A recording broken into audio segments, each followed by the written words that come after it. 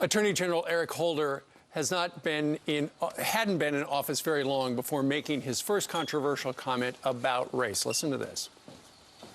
Though this nation has proudly thought of itself as a ethnic melting pot, in things racial, we have always been, and we, I believe, continue to be, in too many ways, essentially a nation of cowards. Okay, back in 2009, his so-called nation of cowards speech. Well, nearly 5 years later, Holder is not only doubling down on that statement, but also blaming any opposition to him and the president on race. I wouldn't walk away from that speech. There's a certain level of vehemence, it seems to me, that's directed at me, directed at the president. There's a certain racial component to this for some people. I don't think this is the thing, is a main driver, but for some, there's a racial animus.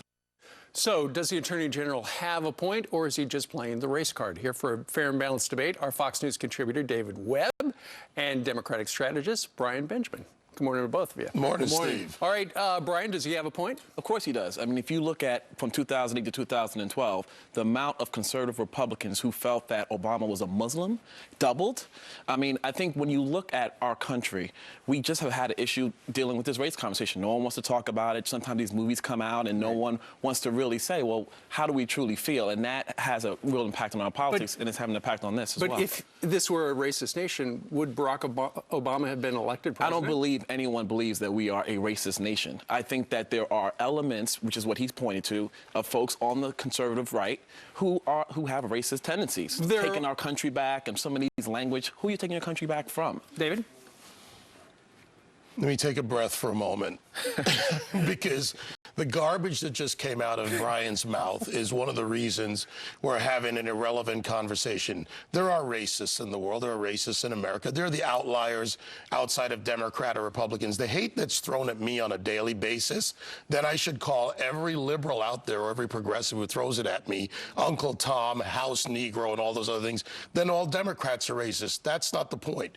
Eric Holder's the true coward here. Okay, why? Because I'll explain. Okay, please. When our nation, who we are as a nation, we know we're not racist. Remember what your parents thought you know who you are?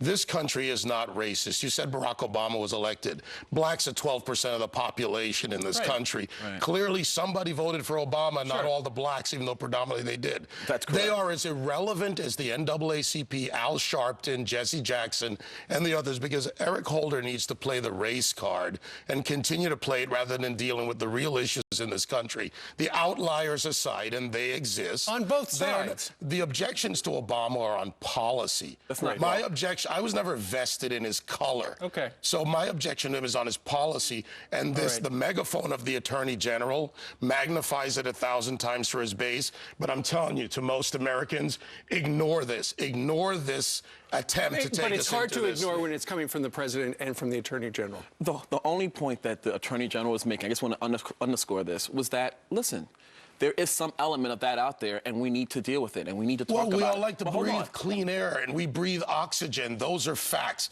That's pretty much what he's saying. The problem is you just tried to pin it on conservatives, and I'll tell you for a fact, the amount of hate that Deneen Borelli, myself, other blacks who are not liberals get, of course, would paint Eric Holder's comment on liberals. I'm not even going to give towards your policies and to what you believe in, not based on you being black. Yes, it is. I'm not going to give him the credit.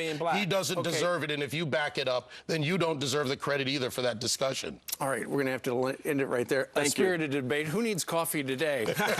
David Webb and Brian Benjamin. Thank you very much. Well, I do like my coffee black. Is that racist? That's fine. I put cream in my coffee. Okay.